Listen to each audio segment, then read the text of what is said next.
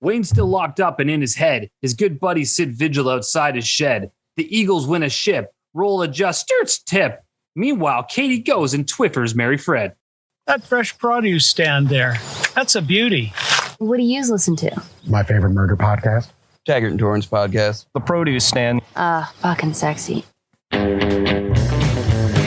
It's Thirsty Thursday, and that means we are once again hanging out at the Produce Stand, a podcast paying tribute to the great Canadian show Letterkenny.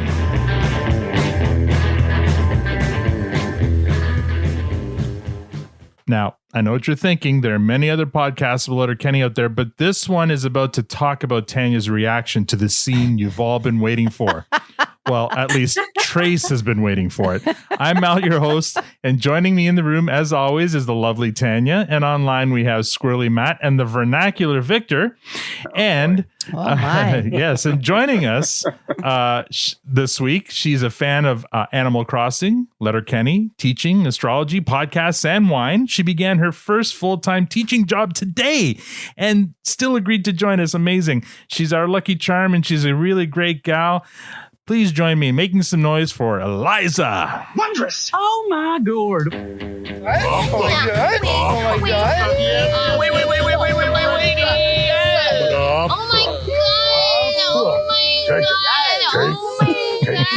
I regret nothing. She lip syncs along with the clip. Welcome back to the Produce Stand, Eliza. How are you doing tonight? I am doing great. How are you? I'm well. I mean, I don't want to start the sponsor yet, but how many coffees have you had so far tonight? 3. 3? Oh my. Okay. We'll get to why in a second. Tonight's lineup is going to be Victor, Matt, Tanya, Al, and our guest Eliza is going to have the last word. So Victor, how's your week? Oh man, it's a good week. It's a short week, but it's a long week because we had Monday off, but today felt pretty long. We started at 6 a.m. and I had an 8 o'clock call as well. So had a quick minute to have some dinner, and here I am on the podcast. But it was we had my daughter's 20th birthday. So that was exciting. Happy birthday. Dude, yeah. You are the father of a 20-year-old. I don't know. Don't even. Yeah. Don't even. That just blows my mind. She's 4 years younger than Eliza. Yeah. Hey, Dad. I don't know. That's so dad. You're outside checking the tire pressure. Yeah. So anyway, we had that, and then we had we went to my parents' place. What was it? Yesterday? I don't know. It's yesterday, the day before, for Rosh Hashanah, which is the Jewish New Year. Mm-hmm. Happy New Year. Yeah. Happy New Year. That was lots of food and gluttony. So I had to get a run in today too between meetings as well. So anyway, it's been a long week. Lots of fun stuff happening, and happy to be on the pod. And I did find time to watch this episode. Oh, good. I'm glad, because we'd have to kick you off if you hadn't. Tell me though, during all those meetings you have all day, I take it most of them are Zoom meetings. They're Teams. Oh, they're Teams meetings. Okay, never mind. I was going to say, do you have the issues with those meetings that you have logging on to this? No. We got those. Because every single time you have to log in at least twice. Yeah, Teams is only allowed when dealing with clients, and but it is quite risky. So we tell them kind of use at your own risk. Right. Yeah. All right, Matt, how's your week? It's a week. Lots of shit going on. Back to school. Yep. Eliza knows all about that. My kids actually started on Monday. I don't know what you're in your Monday. Sorry, Tuesday. They started Tuesday. Tuesday. Wow. Yeah. Different region. So that's when they started. But it was great to get them back. They were super psyched. It was very surreal because they hadn't stepped foot in school in almost 2 years now. So that was real trippy, but good to see them go back. They were happy. On a weird note, I had a real big laugh this week as well. So my youngest is almost 2. And if there's any parents out there listening with really young kids and you know who this guy is, this may ruin your whole perception of the dude if you don't know this story. So we watch a lot of weird shit. So first we start with this Stephen Maggie, which is this British ginger dude on YouTube who has this talking crow that he interacts with. He's really good. But, whenever you watch enough of this, you kind of start wondering what the are, right? So Steve and Maggie, no good backstory. This guy just was good at, teaching language and got into this kids thing and blew up, and now he's a millionaire making this shit. Mm-hmm. Fast forward, there's this other guy who my son is now obsessed with called Blippi. Now, Blippi is this younger guy. I think he's like late 20s, maybe early 30s. He has over 10 billion views on YouTube. Oh my! Does educate. I mean, he's fantastic. Like he really is. He's very captivating to like. And it's the same deal. I'm like, I gotta look. How did this guy get to where he is? Mm-hmm. And as soon as I started looking him up, I found out before he was Blippi, he was someone named something Steesman or something like that. Mm-hmm. But basically, he did gross out videos. Oh. So about a 6-month period before he became the kids personality, he was doing gross out videos to the extent that one of his most famous ones, which he has now paid a fortune to have eliminated from the video, was him doing a Harlem Shake video where he shit on his buddy. What? And I'm like, this. I was dying. I'm like, this is the best thing I've ever seen. And, like, that video still exists. So it's very hard to find. I'm like, and not that I want to watch it, but I'm like, I need to know this is real. Right. I couldn't find the actual video, but my neighbor, I told her son watched it. She said she found it. And she's like, it is as gross as you imagine. And she's like, even me and my husband were like, do we let our kid keep watching Blippi? We're like, fuck it, he loves them, whatever. But it's just one of those funny things. You're like, this guy is a kid's personality whose main audience is like 2 to 6 year olds. Mm-hmm. And his video that made him prior to this was this thing, and it made my whole week. So I'm like, there's always skeletons in someone's closet. I thought you were going to talk about the video that just came out of the Blues Clues guys. It's been I did. That was really well done. That was great. Yeah, that was great. No, this is the complete opposite. Yeah, very much so for sure. Yeah. Wow. But anyways, I thought I would share that fun fact. Yeah. 10. How do you go from pooping on people to a kids show? Like, I mean, kids do start off pooping on people. Wow, that's like my kids did. That's alarming. That's alarming. Yeah, so if your kids watch Blippi, this is the role model. I'm looking at a picture of him now, and he looks familiar. I feel like maybe Veronica has probably watched. I don't recall that person at all. But the name, it looks familiar too. Blippi. Yeah, I see it. Tanya, how was your week? Okay. Busy week as everyone's, mentioned. School's back in. Our kids went in yesterday, so Wednesday. And yeah, it's just been preparing and adjusting and getting ready for that. Cause it's been, oh my God, since December, since they were in school. Mm-hmm.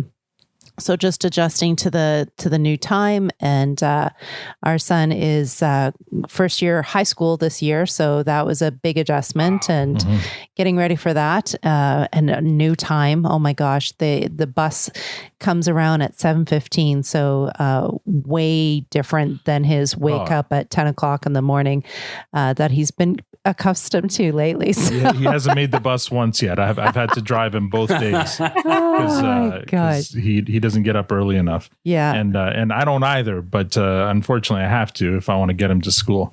But it's funny because our daughter was bouncing off the walls leading up to the first day of school. She couldn't wait. Oh my gosh! And he did not. He was not impressed. He did not want to go back to school.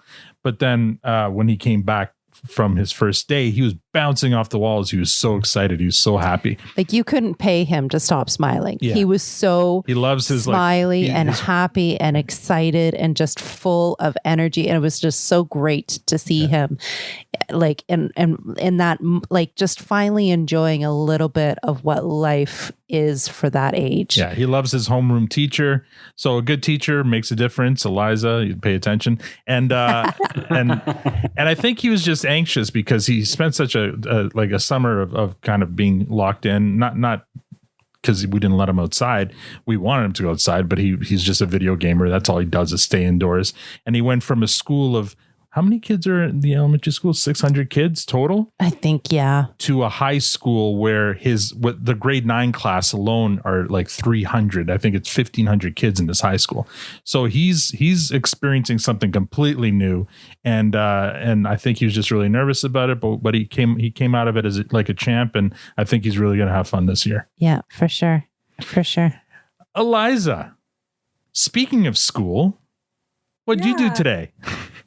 I had my first day of school with my students. That's amazing. Congratulations. Congratulations. Now, you taught a class last year, though, but you were, what, like a sub or a fill-in or something? Yeah, I was like a long-term sub for 2 months. Mm-hmm. So it was like my class, but not really. Because I was definitely still a guest in the school. I was a guest in the with the class. And so this is my first actual class. It's mine. Mm-hmm. It's my room. My name's on the door. That's amazing.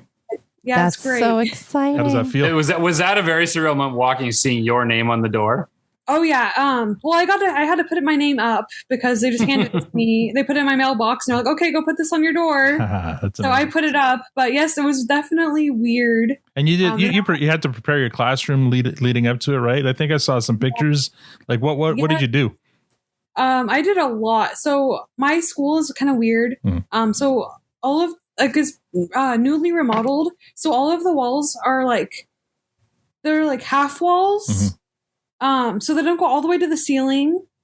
So you can kind of hear the other classes really well. Oh dear. Oh wait, so it's kind of open. You should be efficient. Oh wow. Did they mismeasure, or was this on purpose? Oh, this is one of those hippie schools that Tanya went to when she was in grade school. I had that school. No, I think it's just a remodel that they didn't do a good job on, and so they mismeasured. Oh yeah, that's cool. We heard it. Victor had it right on. So. And how did day one go? Today was your first day. Yeah, it went so good. I have 2 classes because I teach dual language, but I'm not bilingual. So I teach just the English side of dual language, and then someone else teaches them in Spanish. Oh, sounds like they mismeasured on that one as well.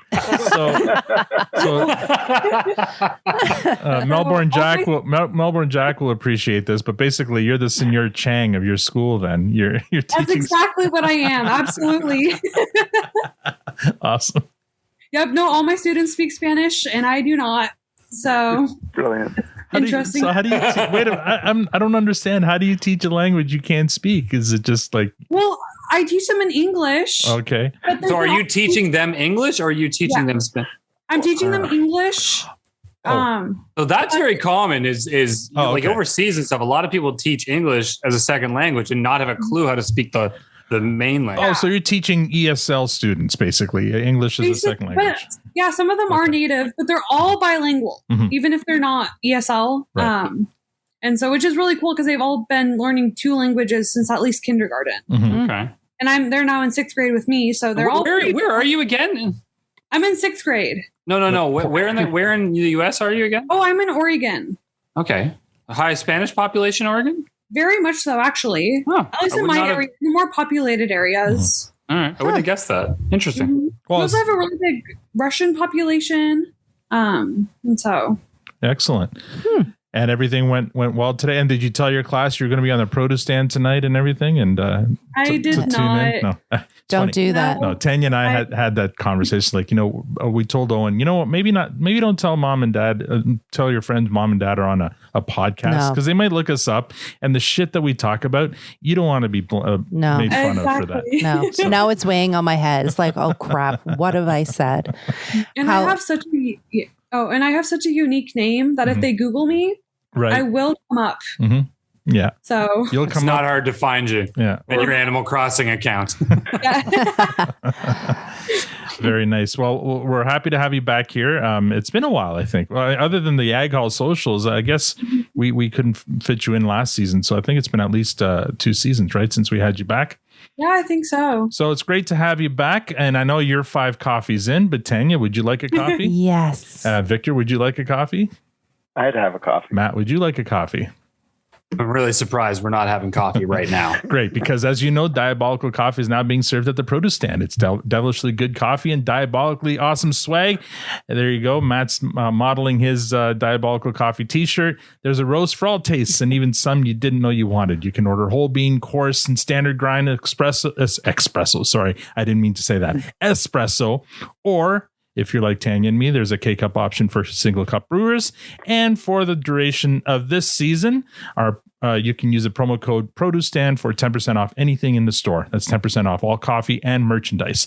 Thank you, Diabolical Coffee and Eric, for your support this season. And speaking of support, welcome to new Twitter followers. We have 10 new Twitter followers this week. Sean McCormick, Blake Smith from Melbourne, Arkansas. Nola 504 from New Orleans, Louisiana. MR Comics from Ohio. Caitlin Storm. Chris Pillar from Syria. Tiffany. Tyler from Ohio. Scott from El Reno, Oklahoma. And Christopher Pounds from New York. Thank you all for following and hopefully for listening. Previously on Letterkenny. Last week, we recapped and reviewed the first episode of Season 8, Misfire. That episode got a fresh rating from yours truly and a clearance from everyone else. According to our scientific Twitter poll, 68.4% of you agreed with me, 26.3% gave it a clearance, and there was actually 5.3% who gave it the episode a compost. So tonight, we recap and review the second episode of Season 8, National Senior Hockey Championship. Victor, have you done your homework? I have. Matt, have you done your homework? Slightly. Tanya, have you done your homework? Yes. I've done my homework. Eliza, have you done your homework? I did it like an hour ago. What? I did it. Welcome to the club. Well, that's so Victor of you. I know. Well, don't bore us. Get to the chorus. All right, we open with another TSN show. This time it's the TSN hockey panel featuring James Duthie, Darren Drager, Jeff O'Neill, and Bob McKenzie. I know these names mean nothing to Eliza or Tanya or probably Matt. So Victor and I probably. And the segment is the quiz. Just it's not. It's a segment of the TSN hockey show. But anyway, the panel are talking about the National Senior Hockey Championship final between the Kerry County Eagles. He's already arguing with me. Oh my God! You just got the blue spatula. Victor is shaking his head. Yeah. Okay. The final between Kerry County Eagles from Ontario and the Three River Lakers from Quebec. Production note: there is no such thing as the National Senior Hockey Championship at the AAA level in Canada. The national champion is the winner of the Allen Cup, but teams that compete in that represent regions, not provinces. So this is a completely made up tournament, and TSN does not cover this tournament. So the TSN panel are pontificating on which players in the tournament they would build a team around: Jonesy, Riley, or Jean-Jacques Francois Jacques Jean. Shorzy isn't mentioned as an option. So O'Neill goes with JJ Frankie J. Drager chooses Jonesy, who is apparently a two-way player. Who knew? McKenzie chooses Riley. Duthie goes off the board and chooses Shorzy, comparing him to the combination of Claude Lemieux and Claude Giroux. Again, these are only things Victor and I would appreciate. And O'Neill changes his mind and also picks Shorzy. Duthie disagrees. And then McKenzie offers his rebuttal, which is the funniest part of this. Don't care, James. Which is Bob McKenzie. Anyway, no one will find that funny unless you're a big hockey nerd. So we'll just move on. And then we cue the theme. So, Victor, what did you think of this cold open? I love the cold open. Yeah. I mean, obviously, it's a bit biased because not only is it familiar territory, but they did an actual real segment that they do during real hockey games, which is a bit of a goofy segment. It's almost a parody where they ask silly questions and they pontificate on silly outcomes, and so they did it. It was real. The only thing that was different is they used Letterkenny characters. Everything else about that segment was genuine. Yeah. So that's why it was extra special. So I really liked it and was hoping that it was more of that good stuff to come. And Bob McKenzie, the guy on the far right, he's a legend in Canada. So they actually call back to him later on in the episode. But again, if you know nothing about hockey, it won't matter to you. But and Jeff O'Neill is a former Toronto Maple Leaf. Yes, 20 years ago and 20 plus pounds ago. Matt, and he did win a Stanley Cup with the Carolina Hurricanes. Yes, he did. Very good. Thank you. That's about as much agreeing I've been doing with Victor lately. Matt, what did you think of this cold open? There's only one Bob McKenzie. Wrong. They also won't understand that one. They might. That one they might. Anyways, that came out better than I heard it in my head, so I'm going to take that as a win. I wonder if Jen is going to be like, "What the hell? Don't make so much noise. You'll wake the baby." Probably. Listen, it was good. I mean, I get it. You're right. I had to look up a couple. I recognize Bob McKenzie. I recognize a couple faces. I know what they're doing, and it was well done. I mean, I'm used to it from the last episode. I've seen it before.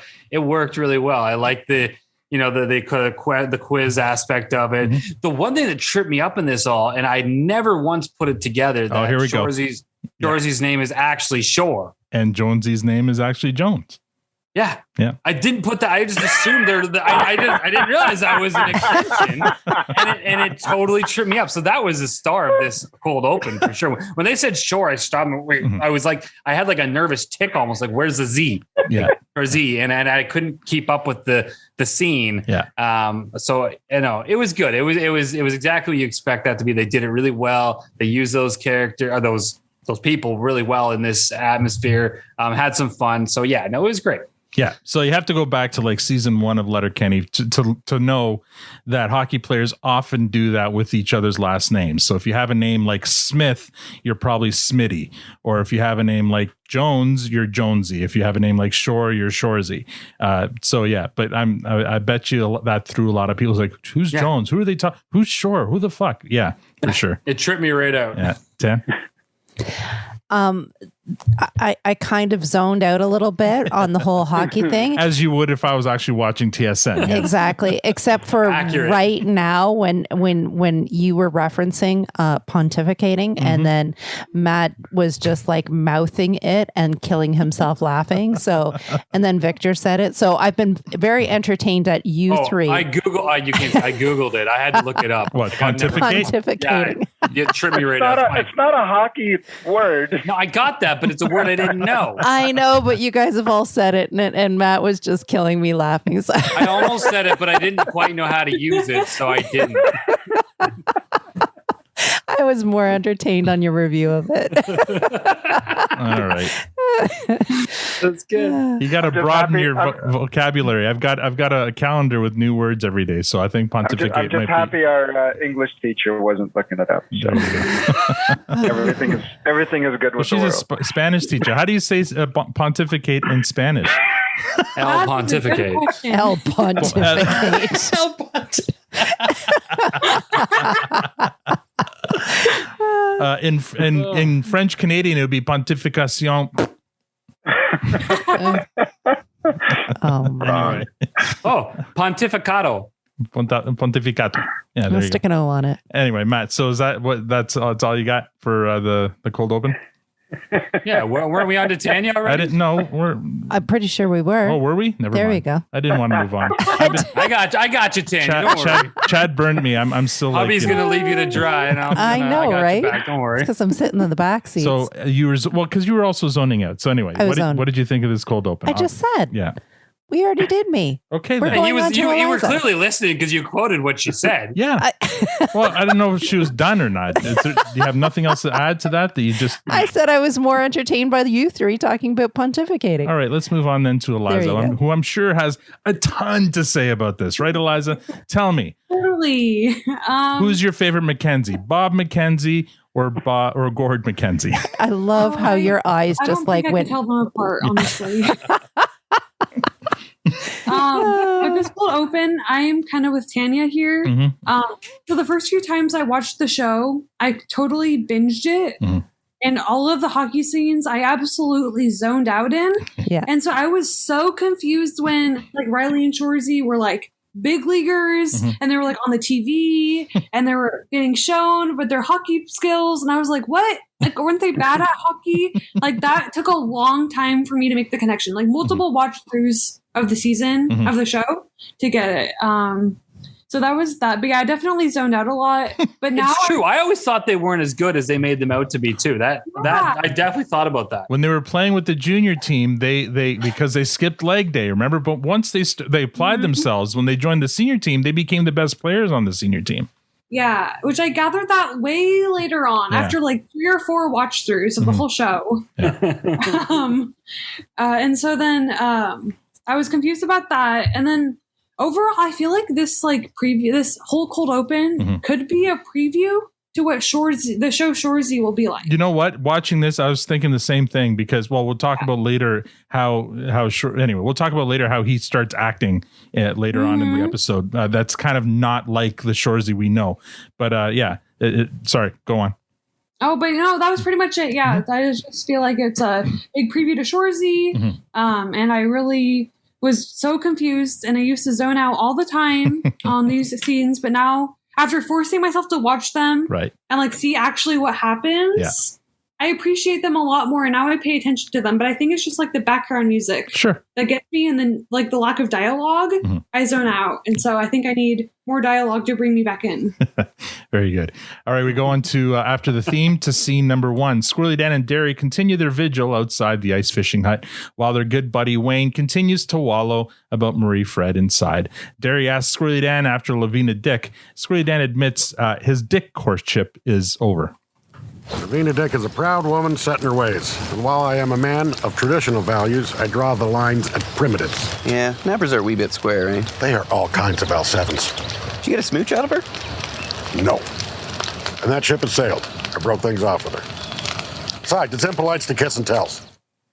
Derry tries to play the good buddy card to get more details, but Squirrely Dan rebukes him with the proverb, bends enoughs and you'll breaks, good buddies.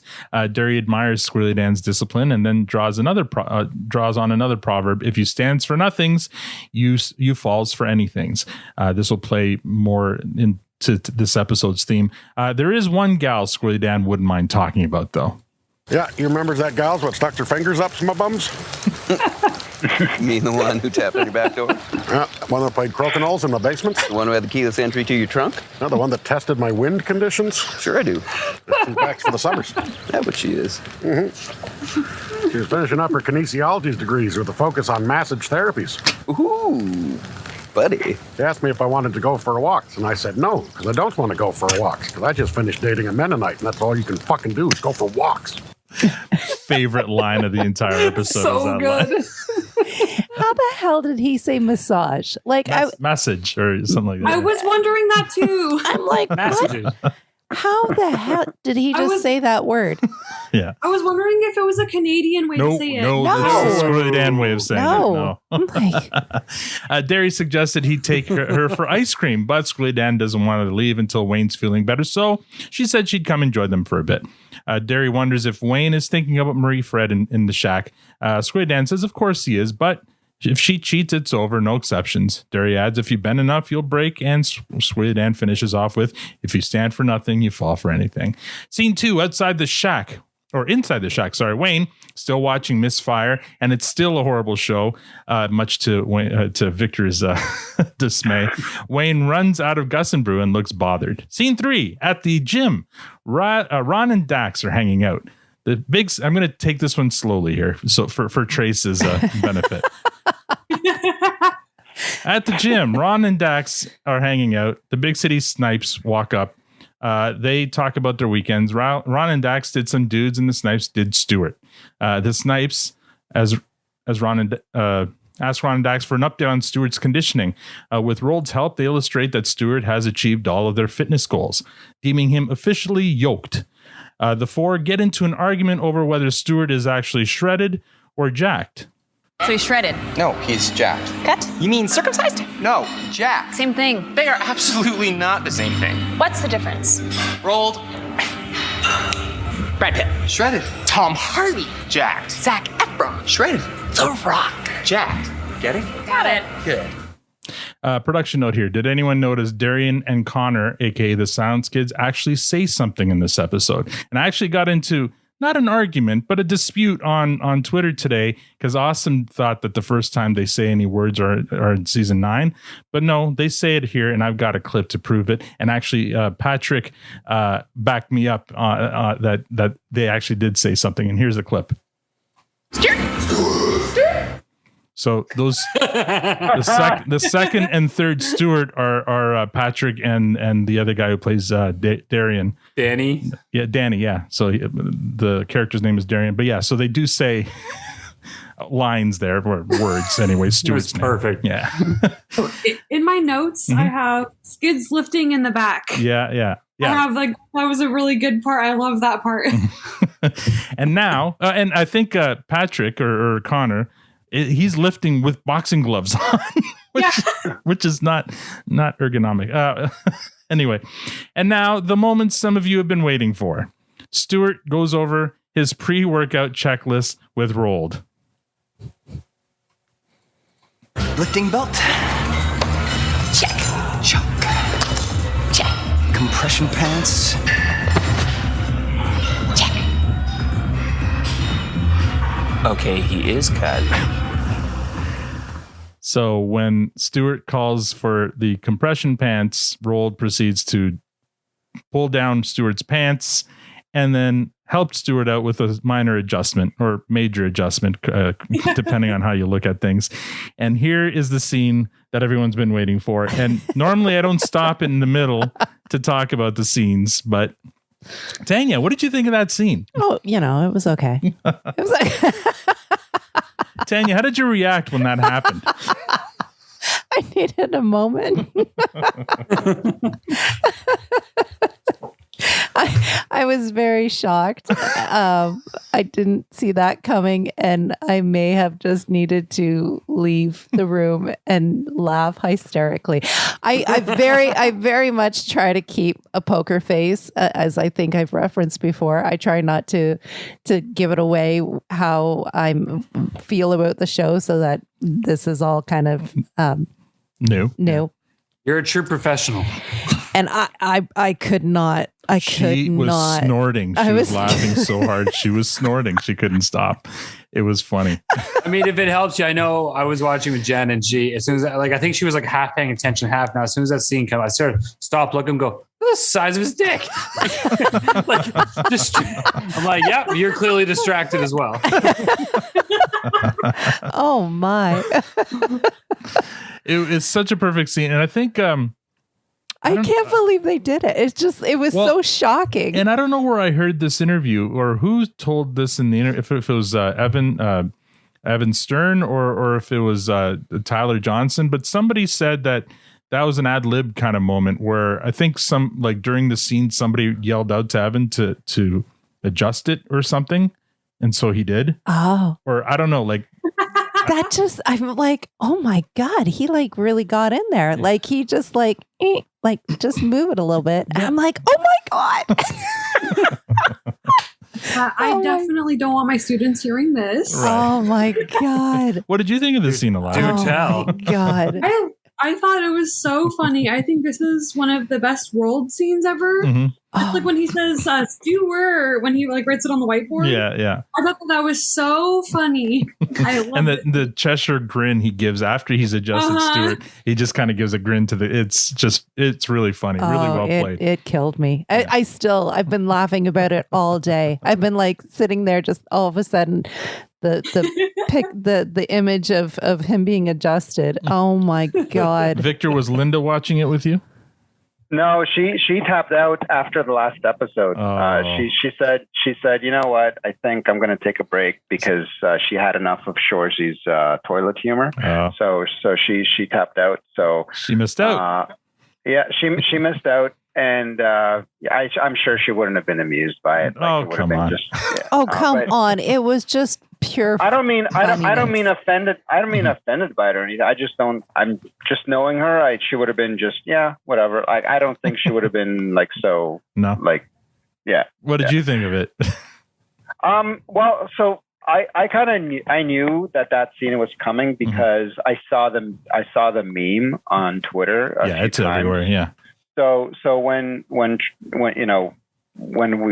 started making a big deal about it, I kind of realized that that's got to be that. Yeah. What else could it be? So, but it wasn't his dick per se. It's the fact that Roald was going to nudge it. Yeah. So when I saw it, it wasn't a big surprise. Mm-hmm. Awesome. But yeah, I just I don't know. I didn't think it was as funny, I guess. Maybe if I was watching it with other like-minded people, it would have been more funny. Mm-hmm. But just watching it alone, it felt like, okay, whatever. Why are we looking at his big dick? It's all right. It was the grand reveal. No, I know, but I guess I was trying to kind of, because it's not relatable in any way because guys don't walk around like that at the gym.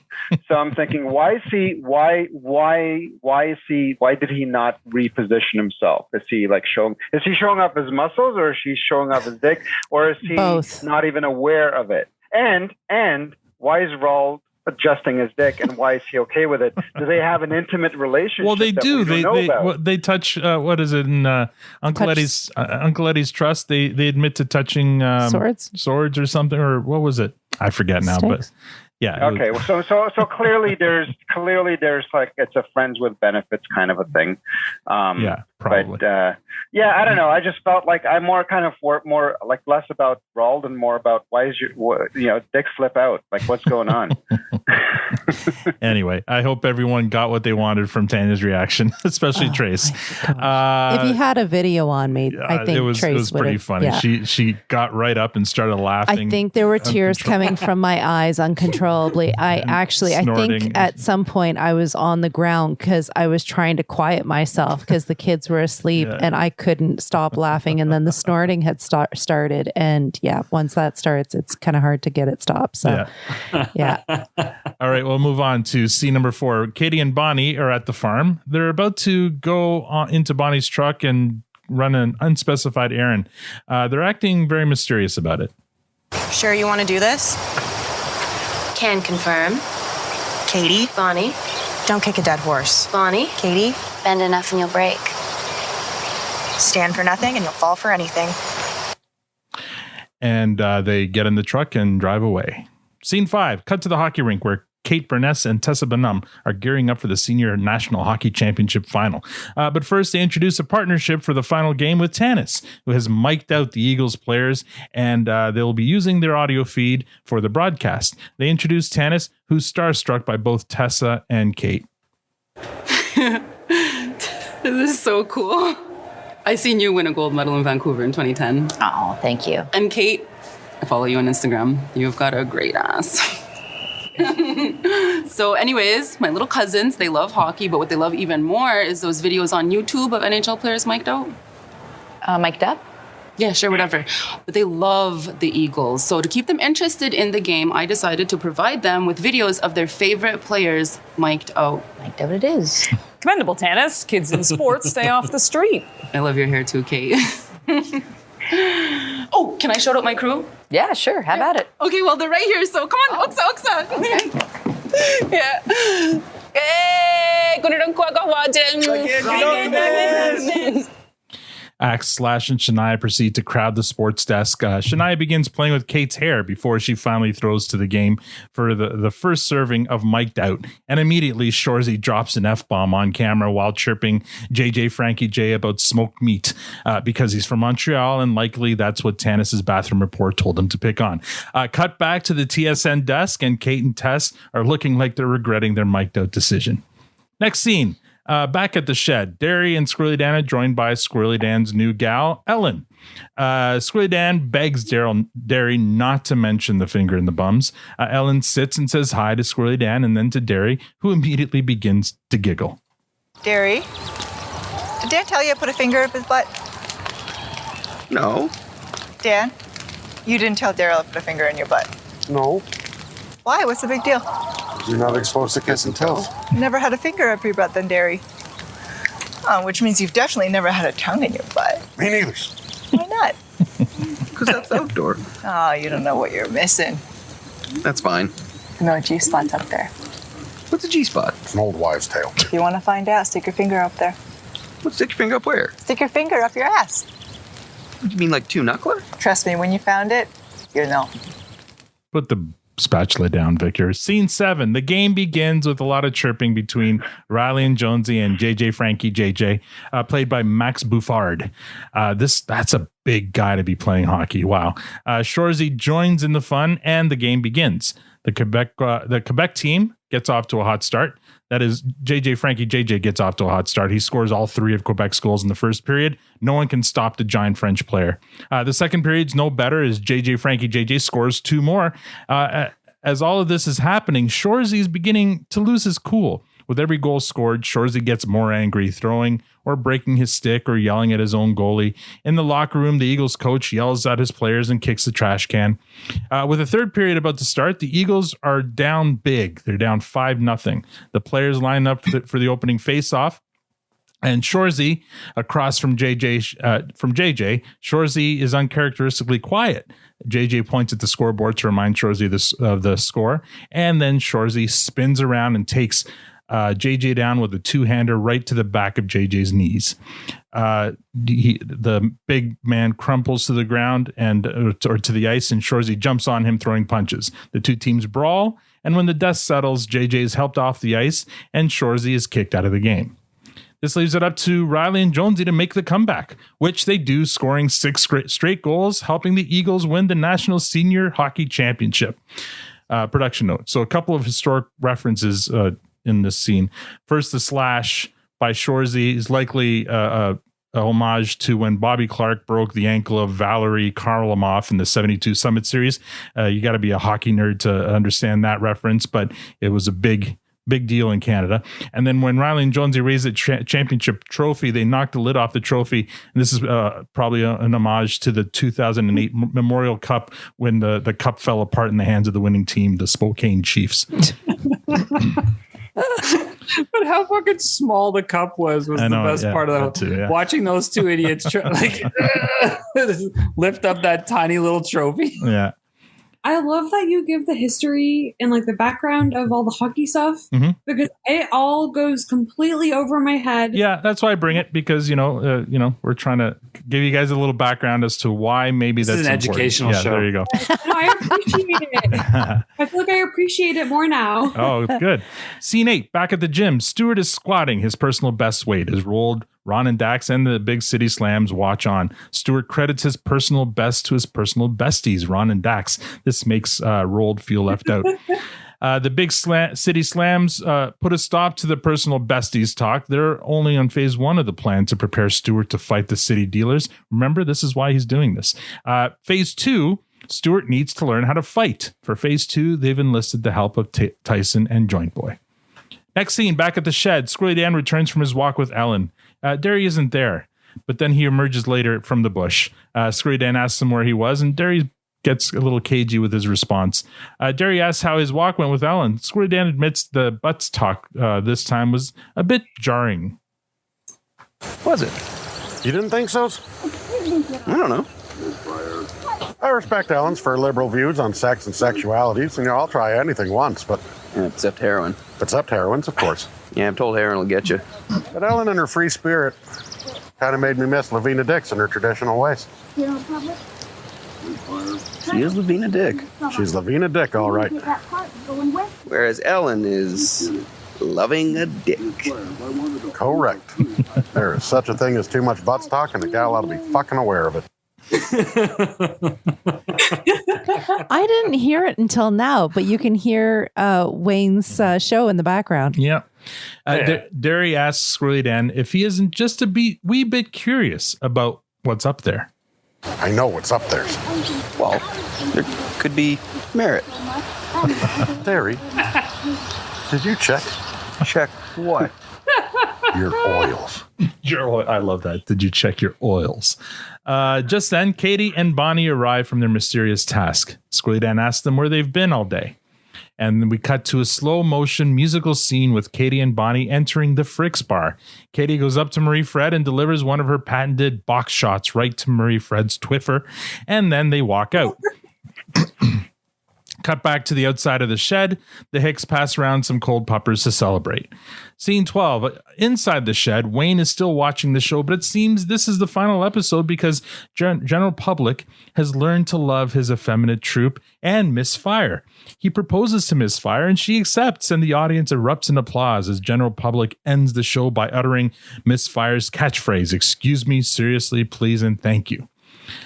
Outside the shed, Wayne kicks the door open and emerges from his dungeon finally. Good buddy? If she cheats, it's over. No exceptions. Bend enough and you'll break, big brother. Now, if you stand for nothing, you'll fall for anything. Can confirm. So? It's pitter-patter. Let's get at her. And the Hicks all emerge on Wayne and give him a big hug all together, and we fade to black. All right. I love that Victor's first here. So, Victor, what are your thoughts, your initial thoughts on this episode? My initial thoughts is that it's not tremendously overall not tremendously different from the first episode. That it had a potentially strong start, and then it was a bit of a roller coaster of some ups and downs, and some head scratchers, and scenes that maybe last a little longer than they need to, and then some really funny moments. And this was, I guess, the episode of catchphrases, of kind of some OG catchphrases, and then at the end, kind of there's a nice happy ending in Wayne's favorite sitcom, and then a happy ending in our favorite sitcom. So that was overall kind of tied well together. But yeah, certainly some ups and downs for sure. Okay, fair enough. That's surprisingly even keel there. Matt, what did you think? Yeah, I mean, I'll actually pretty much agree with Victor. There was a bit of there was some highs and some lows in this one. The highs were great. The lows were not so great. I thought the Strt reveal, that whole scene, I think was a perfect scene. I think we've all been leading up to that, and it worked really well. Everything about that scene made me laugh. So that was a great, fucking fantastic scene. I did not enjoy Tanis this episode. I didn't like. I felt she was not even just out of character, so out of character. It didn't even feel like it made sense. So her sort of fangirl status, when I didn't even think she was much of a sports fan to begin with, she was more doing this for her cousins, and then that. I mean that. It was cute and it was fun, but it didn't feel like Tanis, and I felt very disconnected from that. Derry and Dan, those scenes I loved. I mean, they were kind of up and down, but bringing the butt play back was a good little way to keep them going, because they've spent, if you notice in the last couple episodes, they've spent more time together than they normally do, right? Normally you've got Wayne there to offset them. They have their moments together. Yeah. They're always funny when they are, but we got to see a lot more of the two of them together. And I like how they really celebrated that. So I thought that was good too. Yeah, I mean, there was some ups and downs. I thought the Shoresy, I didn't know that was maybe an an homage to the 72 Summit series. I actually know what the 72 Summit series is. I've met multiple players from that series. Oh wow! I have a puck somewhere on the house with Paul Henderson's autograph on it, and Tretiak on it. It's on the same puck, so that's kind of fun. So I did know that one. But anyways, I mean, I thought that slash was so. That's never okay. And I know it was just the fun of the show, but that's such a dirty fucking thing to happen in hockey, and it just put a real bad taste in my mouth. That one, I don't care if it came from Shores or who. It just Anyways, some highs and lows, bit of a roller coaster episode. I'd say, like to Victor's point, very on par with the first one. I enjoyed it certainly, but yeah, it was good. Okay, Tanya. To coin exactly what Matt just said, he's taken all the words out of my mouth already. I did find it odd what Tanis was doing. It was kind of out of character. I get that she was maybe starstruck and that's how she was presenting it. But it was not her normal character. Her normal character, she's always very in control of herself. She's always very in control of the room. She is the power, and she presents herself that way. And this was a much more starstruck. She wasn't herself. She was just very very casual, and she was falling over herself, right? We finally got a better understanding as to why she's doing the recordings, though, which was good. But at the same time, the recordings then started playing, and then all the swearing happened, and then the two lady Kate and Tessa, yeah. Are they real people? No, are they real sports people? No, real sports people, Victor. No, they're actual people, like personalities, legit TSN personalities. Oh, are they? Okay. Yeah. Kate Burness normally does Raptors games, though, but Tessa Bonham, she's... I thought I'd seen her on basketball and stuff. All right. So, okay. So, ups and downs. It really, really did. Like, obviously the Strt stuff, that was lovely. And I thought that was a lot of fun and laughed my ass off. But yeah, the Shoresy thing didn't sit right. Like it seemed out of character even for him as well. Like he does a lot of chirping. There's a lot of talking. He holds himself back. He doesn't start the fights. Like he's just one of the shit disturbers, right? And that was just a full out, like pull the stick back as far as you can and just smack him in the back of the legs. He's got a bit of a temper, and he didn't do anything. Poor JJ Frankie or whatever he is. He didn't. All he was doing was scoring. All he was doing was playing hockey. Yep. That's all he was doing. So that's the part. It's like, yeah, I get the homage to the 72, but this was pretty nasty. Like it was nasty. Like it didn't sit right. It wasn't funny. It wasn't. No. There wasn't anything rewarding. Yeah, remember though, Shorzy isn't supposed to be a sympathetic character. Not on this show, right? He's not supposed to be. But he's also like it was not fun. No, it wasn't fun. I agree. Yeah, but I think that's the point of that scene. It wasn't fun, and it seemed off character for him as well. Like it didn't seem like. No, I think it's revealing a new part of his character. I think. He's a fucking savage. Yeah, no, I think we're learning more about Shorzy. Like up until now, all we know if about him. that's who his character is, then no way, man. I don't like it. Yeah, that's a D-Gen move. Yeah, right. Exactly. So that's a Bobby Clark D-Gen move. Yes. No, he's all talk. He's always been all talk. Don't shake your head, Victor. That was Bobby Clark all the way. That was Bobby Clark is the man who broke Varlamov's ankle on purpose because Varlamov was making Team Canada look bad. That's exactly what it's supposed to make you feel. So it's exactly what happened. Well, knowing nothing of that, it was just off. Victor's shaking his head, but he knows I'm right. I'll let you guys duke it out when it's your turn. So, what was the whole butt play. I thought that was comical. How Squirrely Dan was saying he's went for enough fucking walks. That was super funny. So good. So between that, between Squirrely Dan and Stewart, those were the highs, and I didn't feel it with Shorzy at all. What was I going to say now?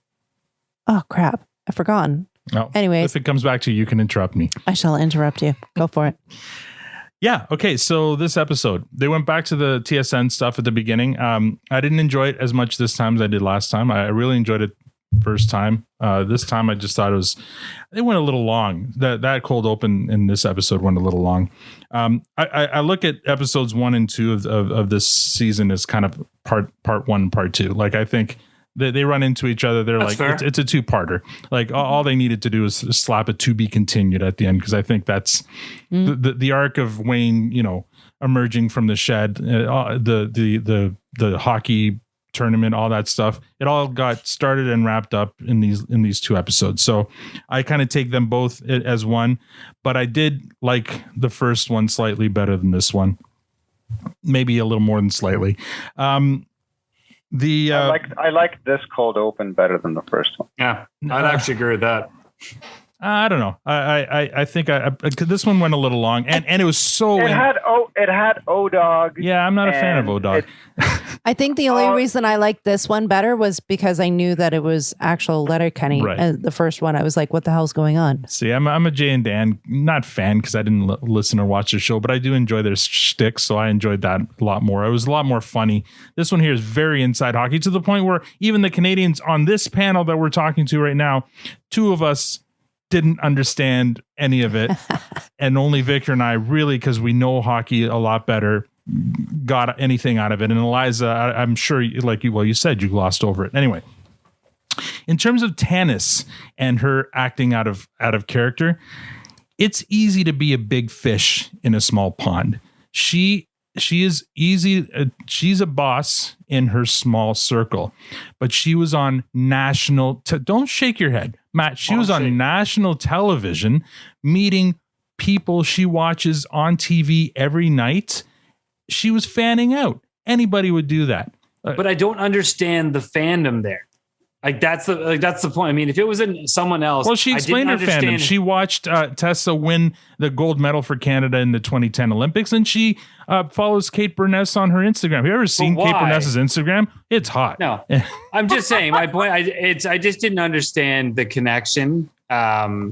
it sounded like she's doing this whole thing just for her cousins, but then to have these very real beyond fandom moment. Nah, you know what? I bought it. I think back to when I met a famous person, and it's your nerves. Your nerves just go, and you get tongue tied. And in that scenario, she did a really good job showing that she just got super excited. Look, she's a big deal in her small circle, but outside of her small circle, that's how she would react to somebody. She was on national television and she met two of her heroes. So I totally bought that.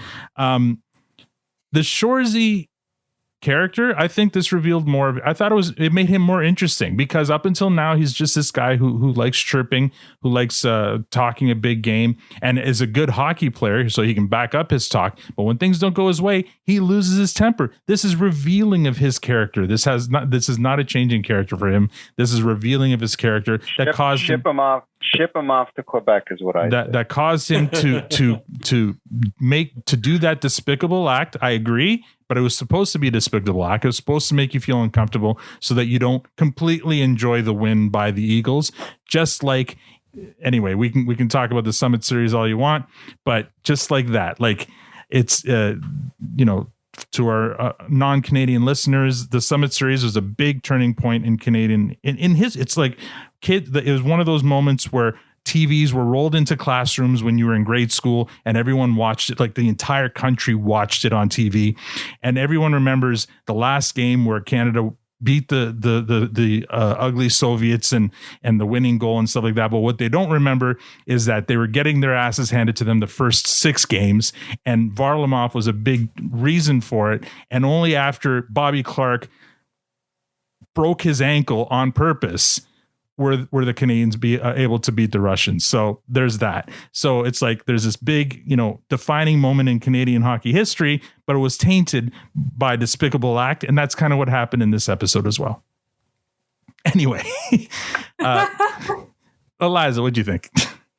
Okay, well, first of all, I'm jealous of you all that are watching this for the first time, are like being able to think about it one episode for an entire week. Because I binged it like 5 times before I really took my time watching it. And so a lot of things just totally went over my head and I didn't understand anything the whole time.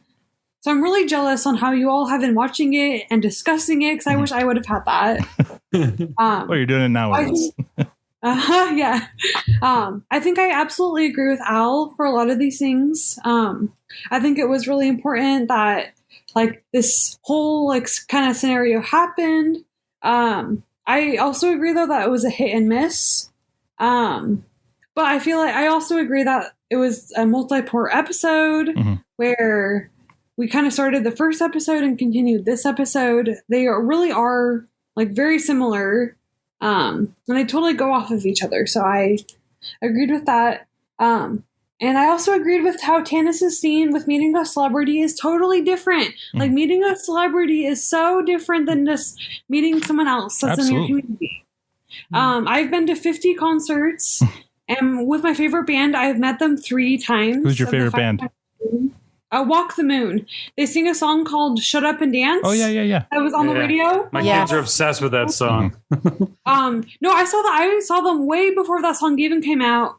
I've been a really big fan of them forever. And when I met them, even though they were a way smaller band than most people know, I was totally starstruck. I could not form sentences. I was just like, okay, take my selfie. And I left because I couldn't say anything. So I totally agree with how Tanis was feeling, because it's very overwhelming to meet someone that you look up to.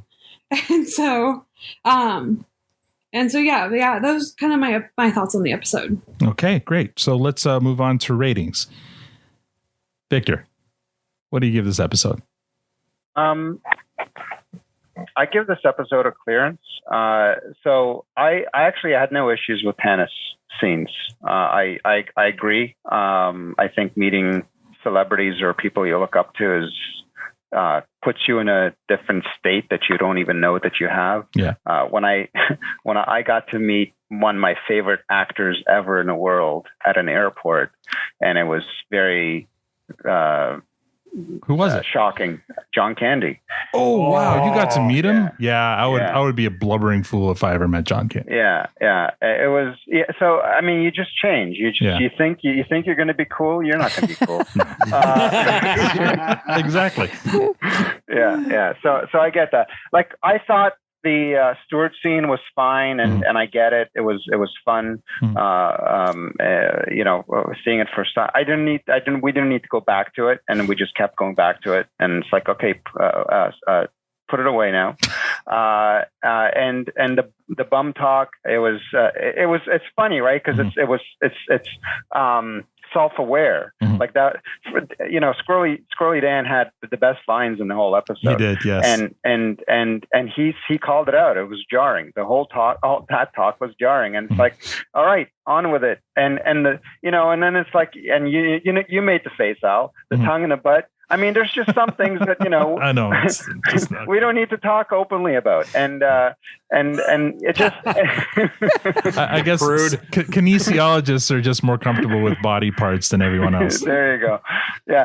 So it was kind of that stuff. Like it was supposed to be funny, but it wasn't funny, and they knew it wasn't funny, and that was a bit of a detriment. But yeah, and then the whole thing with Wayne, like, so basically Wayne went through this traumatic thing, but the way he got over it is by watching the world's worst show, binging the world's worst makeup show, and just it was just so ridiculously bad to the point of being just bad. It was just so bad. And then once the final episode runs, he emerges victoriously from the shed, saying, "Okay, now let's roll through all of our cliche lines and and roll off into the sunset." So it was both funny and also a little bit silly at the same time. But overall, for me, it's a definite clearance, no doubt about it. And that's my story. He needed time to grieve. That was his grieving process. Sure. And you know what? I agree. Especially early on in this pandemic, I couldn't watch any new TV. I was always looking for safe, comfortable stuff to watch. I must watch like a dozen old movies I hadn't seen in years, just because I didn't want to watch anything new. I just wanted to watch something comfortable. And all the new stuff was Pandemic just... and Outbreak. No, like Young Guns 1 and 2 and fucking Airheads and just like all the really crappy 90s stuff. I binged through all of that. Like Encino Man, did that hit the list? Encino Man we watched, Empire Records. I just needed I just needed comfort. So and a lot of those movies I'll admit aren't great. Just like Misfire isn't a great TV show, but they're nostalgic and comfortable, and I needed it at the time. So I completely understand what Wayne went through there. Hey, Cannonball Run is the world's worst movie. There you go. I should have watched. You know what? I might put that one on my list. Matt, what did you think? I won't sugarcoat. I'm with Victor. It's a clearance. It's a strong clearance for sure. Like I said, there's highs and lows. I hear what you guys are saying about the Tanzine. I still didn't completely buy it. You're not wrong with your opinion, but it just felt so far from her that I had a hard time grasping it. But yeah, highs and lows.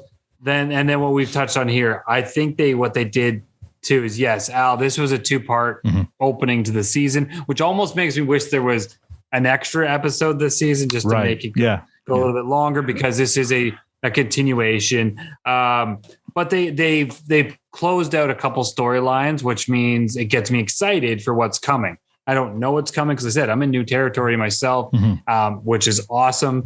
And yeah, they closed out the Wayne story, and I think they closed it out well. I like that whole scene where he stepped out right at the end there, did his thing. They got excited. Oh, funny you should say you want an extra episode this season. This season is a 7-season episode. No holiday special. 7 episode season. Sorry. There's no holiday episode. But there is 7 episodes instead of 6. There you go. So maybe that was intentional. Maybe, or maybe it was in lieu of a holiday special that they gave us. But they didn't do that last season. No, they didn't. You're right. Last season was only 6 and there was no holidays. So yeah, who knows? Maybe it'd be interesting to talk. Maybe because I think you were spot on with that. This is a full episode almost. Maybe that was by design, or once they got into the writing, they're like, we have to split this out, but already had ideas for 5 other episodes. So either way, I thought it was fantastic. I loved how his friends all supported him wholly there, setting up shop outside, waiting for him to come to grips. They're like, we're here if you need us, do your thing, and we're here when you're ready. And he came out, pitter patter, let's get at her. And Wayne's back. So I can't wait to see what comes next. Yeah. Excellent. 10. I have a thought, and I know this isn't a safe place to ask, but I'm going to ask it anyways. Eliza got your back. Oh, no. The thought came across my mind the other day, and I'm like, and now I just see the photo that's up on your screen. So I've never had a fishing hut. They moved the fishing hut? Yeah, obviously, because you can't leave it on the ice. Right. No, I know that, but there's like it's not even anywhere near any water. Like I would think that it would just be on the shore somewhere. Some people bring most people bring their huts home. Like they put them on a trailer and bring them home. Like they're on skis or whatever, so that they He's can talking real talk right now. Yeah. But it doesn't look like it's mobile. Well, that one there it's like it's very stationary, but that's their fishing hut. It's got the sushis and sashimi sign. Yeah, on it, I know. I saw the sign and stuff, and I'm like, well, where's the lake? Yeah. Like, there's no lake anywhere They nearby. probably just drag it out. Honestly, the lake could be right behind them in that shot. They could just literally hook up an ATV or a snowmobile or whatever and drag it out. Or that could be the sled shack too, actually. But it's got the sushi and sashimi sign on it. So it was a fishing hut. That's wasn't what makes it me before? think. Well, there was 2. They had their fishing hut that they spent that winter in instead of the produce stand. Did they fish in that? Yeah, they fished in it. Yeah. But then they also built the sled shack for a place where the sledders can go. So I don't know. It could be either one, but because it's got the sushis and sashimi sign on it, it tells me that it's the fishing hut. Gotcha. But usually fishing huts, I don't think fishing huts usually have windows, and this one has a window. So I don't. Yeah, I've been in ones that have windows, stoves. Okay, name it. I've never been in a fishing hut. I just I never have. But with all the racy activity we got in this episode, that's not the question I expected. But there you go. She got her fill. She didn't want to question any of the other stuff. Listen, I'm trying to behave myself. I'm now on high alert because Owen's in high school and I don't want his friends hearing anything I have to say. Oh no! Too accessible. This podcast has lost a bunch of points now. Oh my gosh. You know what? This episode, it's really hard to rank it because the good was great, but the other stuff was just like meh. And the Shorzy thing really just wasn't cool at all. I didn't get the whole reference to the other hockey stuff that you're saying about. So it was just not cool. Like it was, no. So we have a rating for that. Right. So stick it in the clearance, but it's a high clearance, like really, high, like maybe this high.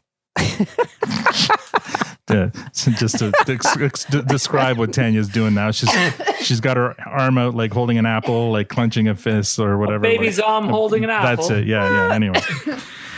All right. This one for me is a clearance as well. So while part 1 to me was a fresh all the way, I really enjoyed it. And maybe it's just because they went to the well one too many times with the TSN stuff. And I personally didn't find the TSN stuff in the beginning of this one as fun or entertaining as the TSN stuff in the beginning or in the other episode. So it's a clearance. I enjoyed, Squirrely Dan's amazing in it. He's got the best lines in this episode. The hockey stuff. We're learning more about Shorzy. And so to me, it was not a fun thing to watch, but I think there's a dramatic thing to watch, and there can be drama in comedy, and I think in this case there was drama, and we saw a side of Shorzy we haven't seen before, and I think it just revealed a part of his character we didn't know there was. Well, and now, but so again, I also didn't know the full history behind that, and now listening, it's clearly a complete reference to that. It'd be interesting to know what the thinking was behind wanting to reenact such a highlight and also a dark time for Canadian hockey. Well, because I think it's also kind of a a bit of a, what's the word I'm looking for? Something that does kind of separate Canadians a bit.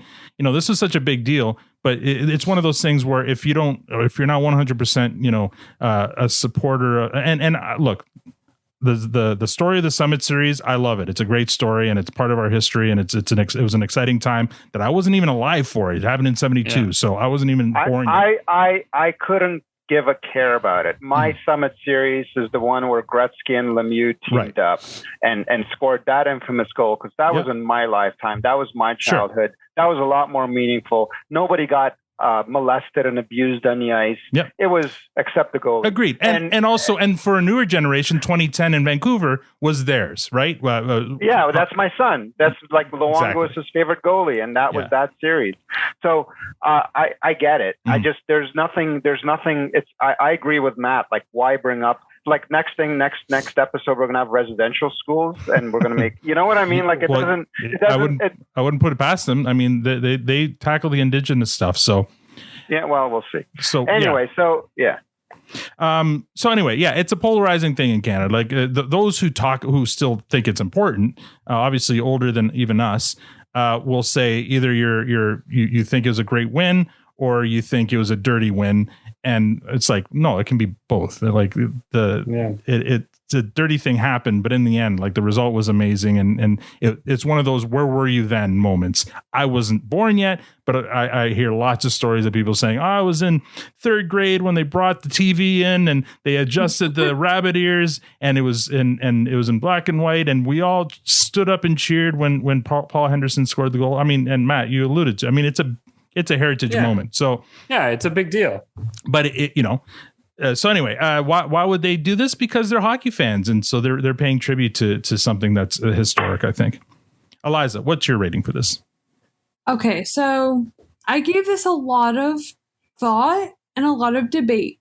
I was very much so in between clearance and fresh. However, I ended up giving it a fresh. Ooh. And that is because I know how it plays into the rest of the season. And I think this was a really key episode for the entire season. Okay. And so I was just like, yep, I am going to give it a fresh. You're getting Victor's blue spatula because you're not allowed to reference the rest of the season. Held up a maraca or a shaker of some kind. What is that? Oh no, it's a Nerf dart. Is that a magic bullet? Nerf rocket. It's a Nerf football. It's a Nerf football, but it's ripped. Yeah. Anyway, go ahead, Eliza. But no, I was definitely on the fence with clearance because I watched this episode at least 5 times before actually understanding what happens in it. And so I was really close to clearance. So I think it's a low fresh for me.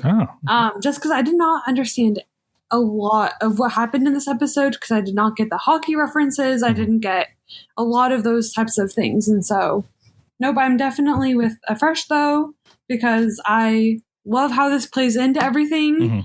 I feel like everyone in here is going to be kind of surprised. So I'm excited. Okay. Well, you're the guest, so you're allowed to base your ratings on however you want to base them. And I know it's coming too, so I know why you're excited. Cool. No, I'm excited that you're all excited. We'll move on to top 5s. I mean, I think this is it's a clearance for everyone. So Victor, does this make your top 5? It does not. No. Matt? Hard no. Tanya? Sorry. Okay. Hard no. I wasn't looking at you, so I didn't. Of course, it doesn't make my top 5 either. I'm so sorry. Eliza, I'm sure you've shared some of your favorite episodes in the past, but do you want to update your list since we're now in season 8? I really feel like I don't have an updated list from the last time. I also haven't looked at it that much, so but I definitely still very much so enjoy the Goose episode. Yes, the Canada Goose. Outside of Golf Course. Yeah. I very much so enjoy that episode. That's definitely my number 1 of all of them. But other than that, I don't think anything's really changed. Yeah, that's fine. The other day, I was re-listening back to the K. Trevor Wilson interview and his recounting of that season, the Canada Gooses and the bottles and stuff. It was so great. Yeah. And the epic battle at the cookout was just so awesome. I can't believe we were all kind of giddy when we were interviewing him too. You know, we weren't, laid back like we are now, you know. Anyway, let's move on to MVPs. Victor, who would you give the MVP to in this episode? Oh, well, that's the easy one, and it's probably going to be, we're going to hear this one from others as well, but it's Squirrely Matt. Squirrely Matt. Thanks, buddy. You heard it, folks. You heard it. You can't edit that out. No, Squirrely Matt it is. All right. Hey, you know what? You've had more ridiculous picks than that, so I'm not sure. Matt, who was your MVP? Yeah, it's Squirrely Dan. I mean, his lines were so epic, and then the whole dating a Mennonite thing and the walk, like that is one of the best lines of the series. That made me laugh so fucking hard. It was really good. So he earned it 100%. Yeah. Now I think our only hope for a non-Squirrely Matt MVP is going to come from either Tanya or Eliza. So Tanya, who's your MVP? I have two. I know. I think, no, it's just big. It's just big. It looks like two. It's only one. I think Strt needs and it's cut, not shredded. I thought it was jacked. I thought it was jacked. Not yet. Oh my gosh. Strt needs some, call out for all of the very impressive work that he has done. You gave him that last episode. You're going to give it to him again and again and again and again and again. I think he gets it just for his dedication to his role, but for verbal commentary and stuff, it's got to be Dan, Squirrely Dan. Yes. All right. I have to agree. It's Squirrely Dan all the way. No one comes really close. Even Strt and his and Hank and the twins there don't take it from Squirrely Dan. He had the best line in this and the most heavy lift. Although Roald also, like, that, just the way they interacted. I guess if you want to talk heavy lifting, I guess Roald did have a bit of. it was just it was the delivery of it, right? If you put that video on, that would just we need to have the video. And Trace, yes, I did have to rewind it at least twice. Yes, I may have asked for it again and again. There's lots of memes of that scene that you can go and peruse through. Oh that could be your computer background if you. Are you kidding me? No. See, everyone learned this is a healthy marriage right here. Yeah, I'm applauding it. This is great. Eliza. Overall, let me look at my notes again. I thought this was a great episode. I think my MVP was Katy. Oh. We didn't even talk about that, did we? Because just her whole philosophy of like stand for nothing, fall for anything. Mm-hmm. Like if someone does her brother wrong, she's gonna go kick them. Mm-hmm. Yeah. Like I think she has a very strong moral that she's going to stick to, and I appreciate it. Yeah. Yeah, it was an epic box shot. It was an epic Katy box shot for sure. Excellent. But there was no I don't recall seeing Marie Fred's face at all. Yeah, it's weird. In that scene, I watched it a few times over, obviously, and it's very blurred. But through the blur, you can kind of tell it's the actress, but it seems intentionally blurred. I don't know why. So maybe it isn't the actress. Maybe they got somebody who looks really close to her. But because I feel like they would have probably just shot that. They could have just shot that scene at the end of the previous season while they were all still there. It kind of took away from the intimacy of the moment of Katy, getting revenge for her brother or sticking up for her brother in some way. Like all you saw was like through the leg shot and the leg coming up. So maybe it wasn't the actress. Maybe they had to improvise and do kind of a blurred Marie Fred. But yeah, I mean, yeah. So what do we think of that? Like, does anyone have any other addition to that part? Like, Katy goes in and Katy's done the box shot 3 times. Mm-hmm. She's done it to Tana. She's done it to the first girlfriend, Angie. And in those ones, you got there was interaction. It was a personal Yeah. I know what you're saying. You've crossed the wrong girl. And there was that intimacy of it. And that just didn't play out this one. Mm-hmm. It was almost an afterthought, but it was still kind of a fun scene. But and I think they probably put it in there just show again, setting up for future events, but to show how much Katy will the lengths she'll go to drive all the way to Quebec, and we're still figuring out how far Quebec is from where they are, or whether they took the produce stand portal, space-time portal to get to Quebec faster. It's in the back of the produce stand. In the back of the produce stand.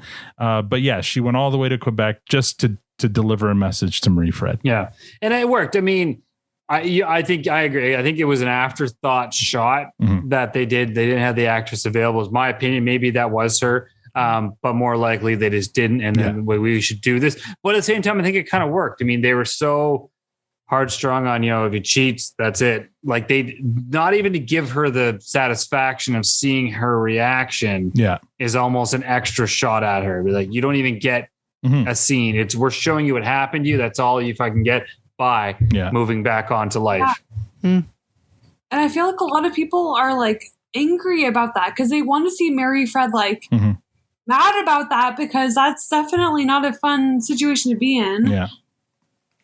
Yeah, there's like no interaction at all between Wayne and her. Like there's no closure. There's it was just like there's no here's your ring back. There's none of not that they would take it there because of just the type of show that they are. Very clear they didn't need to. Yeah, and then also the benefit. A lot of times, I mean, maybe not a lot of times, but you could find yourself in situations where you're forced to be in a close situation with that partner, but they have the benefit of living, I don't know if it's 5 minutes or 4 hours, but they live in other provinces. 5 minutes via produce stand portal. They don't need that. They made it very clear and cheated. We're done. There's no exceptions. Yeah. And what else is there to explain? We can make our assumptions on the rest, but it doesn't matter. It's irrelevant. All right. We have no listener comments this week and no news to share. Oh, well, I guess there was a new bit of news today. What's his name? Her, the guy who plays Jonesy. Is it Jonathan Her? Jason Her or Jonathan Her. Yeah, the guy who plays Jonesy. Anyway, I think he just got engaged today to his girlfriend. So nice. And I think we found it awesome is blocked as well. Oh yeah, and she's been blocked. Oh no. What happened? We don't know. She can't figure out why. But Riley is following her on Twitter, but Jonesy blocked her on Instagram. So she's conflicted. It's Andrew Her, not Jonathan. Yeah, you're right, Andrew Her. So yeah, he just posted today on Instagram that she said yes to the proposal. So there you go. Oh, congratulations! Yeah, congratulations. She said yes to the proposal and no to awesome. Anyway, so we'll go with final thoughts here, closing thoughts. Victor, what are your final thoughts? Final thoughts are we did episode 1 and 2, so I feel like it's a fresh start with the next episode. So I'm kind of looking forward to that. I'm expecting that we're not going to get another TSN cold open because I feel like that was probably insulated for these 2 episodes. Hopefully. So sorry, was that out loud? That was out loud. Now, to be honest, I could have had the entire episode of just of TSN. Dude, then just put it on TSN. Exactly. Yeah, TSN parody. I mean, I watch TSN anyway. So, but this is TSN funny. So, so I could have had the whole episode that way. But I predict that we're going to get a clean slate with the next episode. So I'm kind of looking forward to that. And, since we didn't have a great season last time, I'm expecting things to really move in a forward direction with the next episode. Eliza, you went off camera, but you were incredible again. Your insight is fantastic. Your notes are daunting, and your comments are always welcome. So I appreciate that about you, and looking forward already to your next visit on this podcast. And I expect great things in terms of just I know you're into astrology, so I expect great things for us for this podcast. Right. Now that we've had you on, Just to be clear, we're not into astrology, but we have you on. You speak for yourself. You're right. Tanya is. I'm into astrology. Victor and myself. I don't know about Matt. We're not really. We're more into astronomy. Astronomy, yes. But we appreciate the good luck you bring us, and hopefully we can reward that again with a really cool guest soon. Matt, final comments. Yeah, Eliza, always great seeing you. Now that I knew that there is still only one Eliza in our little podcast family, I had a little bit of epiphany tonight as well, where I didn't, and it had never occurred to me, but it's probably very true. Eliza, you triggered a moment when you said, is that how they say massage in Canada or massage in Canada? And like this probably happens a lot to other fellow Americans and people around the world when they hear things they don't understand in this show. Is just the concept or the immediate reactions? Oh, that must be how they do it in Canada. Like, yeah, it probably happens more than we even think about it when we're like, no, we're making fun of ourselves half the time in this show, and it's so far from. But also, even though our population is small compared to other places, like 35 million, second largest country on the planet. We're really spread out. So the regional dialect, because we're so spread out, can get, you heard, was the last episode where we're like, I didn't understand a word the Newfies were saying, but Matt kind of did.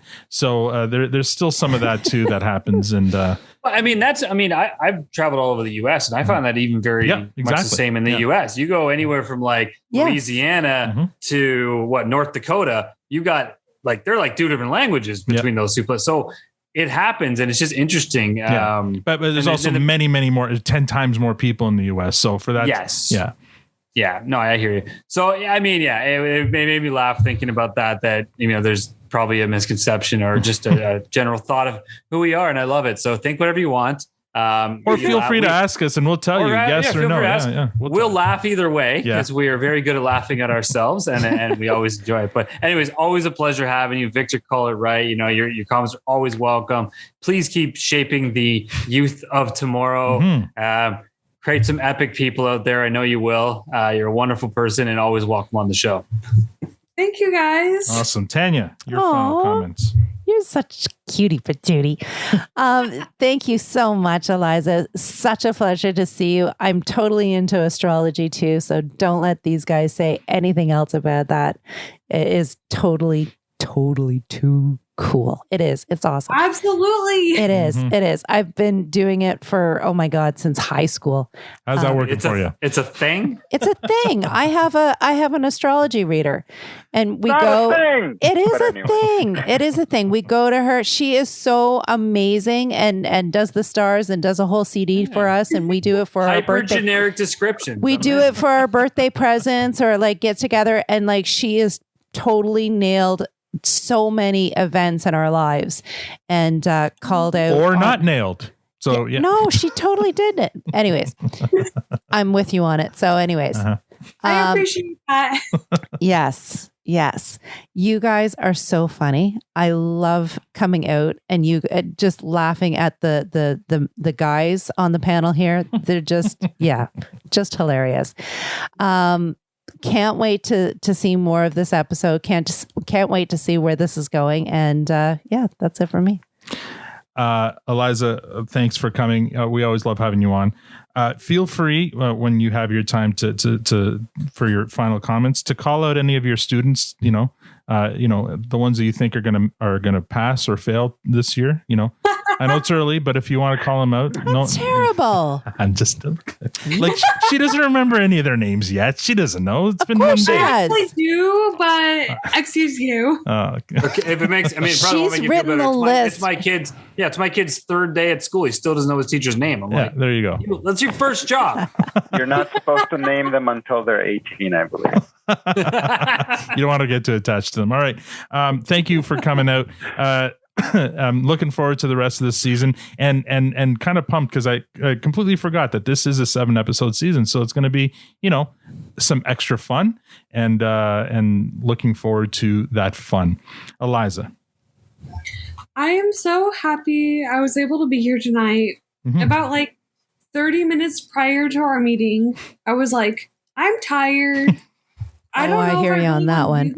That was this one man. too. I took a nap. But I decided to stick with it, and I'm so happy I did because I had such a great time. I also would have felt really bad about canceling last minute, so I just don't do that kind of thing. Well, we appreciate that you didn't.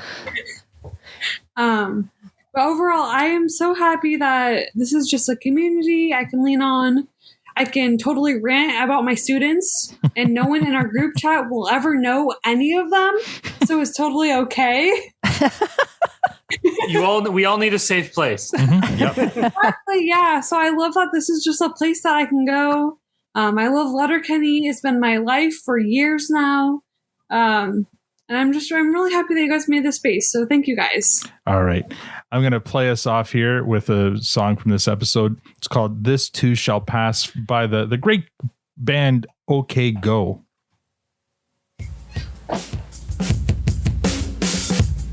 Let's marinate for a little bit.